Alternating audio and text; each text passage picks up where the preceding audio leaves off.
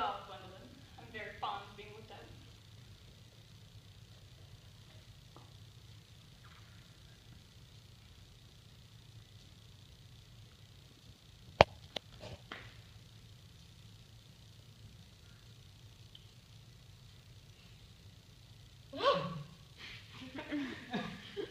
You are on a short visit, I suppose.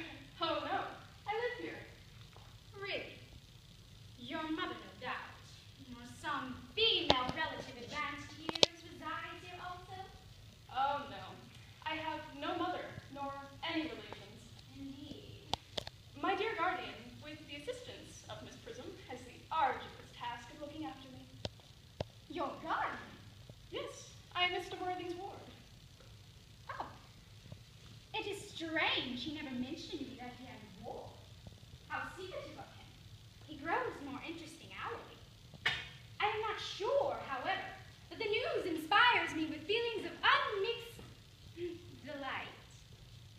Cecily, I am very fond of you, but now that I know that you are Mr. Worthing's ward, I can't help but express a wish you were, well, just a little older than you seem to be, and not so quite very learned in appearances. In fact, if I may speak candidly, Pray do. I think that whenever one has anything unpleasant to say, one should always be quite candid. well, to speak with proper candor, I wish you were fully 42 and more than usually plain for your age. Ernest has a strong, upright nature. He's the very soul of truth and honor. Disloyalty would be impossible to him as deception. But even men of the noblest possible moral character are susceptible to the influence of physical charms of others. Modern, no less than ancient history, supplies us with the most painful examples of what I refer to. If it were not so, indeed, history would be quite unreadable. I beg your pardon, Gwendolyn. Did you say Ernest? Yes. Oh, but it is not Mr. Ernest Worthing who is my guardian. It is his brother, his elder brother. Ernest never mentioned me that he had a brother. I'm sorry to say they have not been on good terms for quite a long time. Ah, that accounts for it. And now that I think of it, I have never heard a man mention his brother. The subject seems distasteful mostly. Cecily, you have lifted a load from my mind. I was growing almost anxious. Of course. Any cloud upon a cross friendship of ours, it would have been terrible. Of course, you are quite sure that it is not Mr. Ernest Worthing who is your guardian. Quite sure. In fact, I'm going to be his. I beg your pardon. Dearest Gwendolyn, there is no reason why I should make it a secret to you. Our little county newspaper is sure to chronicle the fact next week. Mr. Ernest Worthing and I are engaged to be married. My darling Cecily, I think there must be some slight error. Mr. Ernest Worthing is engaged to me. The announcement will appear in the Morning Post Saturday at the latest. I'm afraid you must be under some misconception. Ernest proposed to me exactly 10 minutes ago. It is certainly very curious, for he asked me to be his wife yesterday afternoon at 5:30. If you would care to verify the incident, pray do so.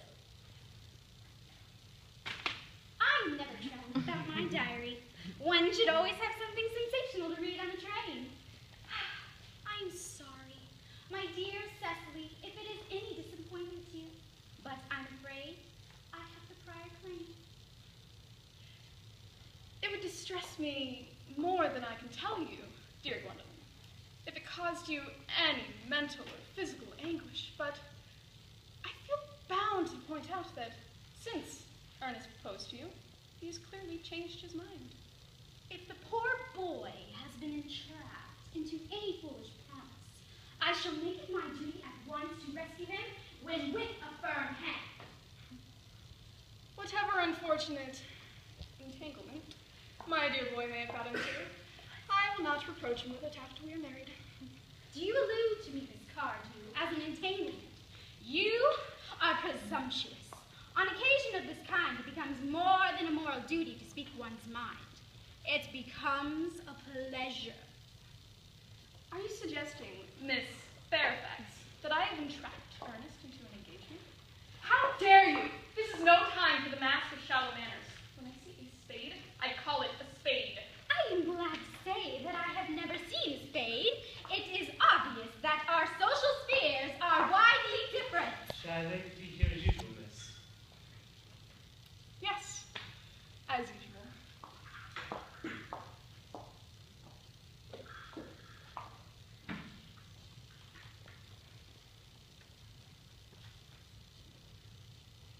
Are there many interesting walks in the vicinity, Miss Cardew? Oh, yes, a great many. From the top of one of the hills, quite close, one can see 5 counties. 5 counties! Hooray! I don't like that. I hate crowds. I suppose that is why you live in town.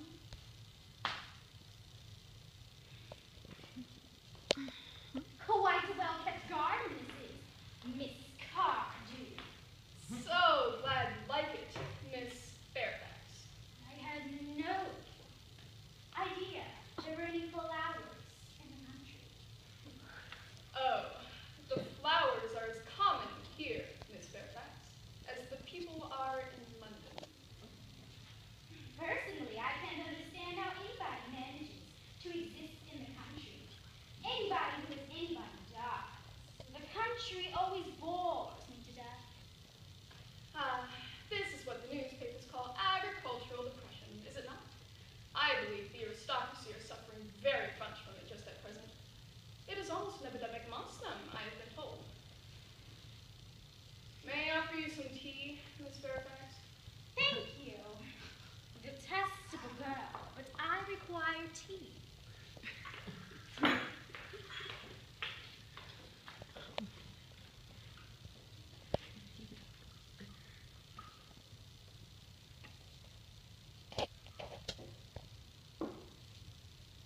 Sugar? No, thank you. Sugar isn't fashionable anymore.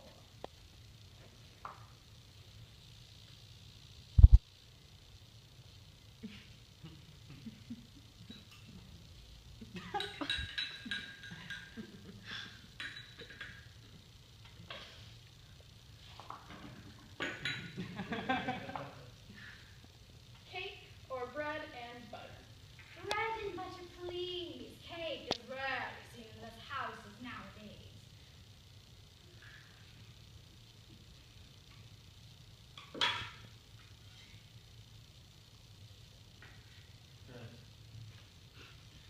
Good.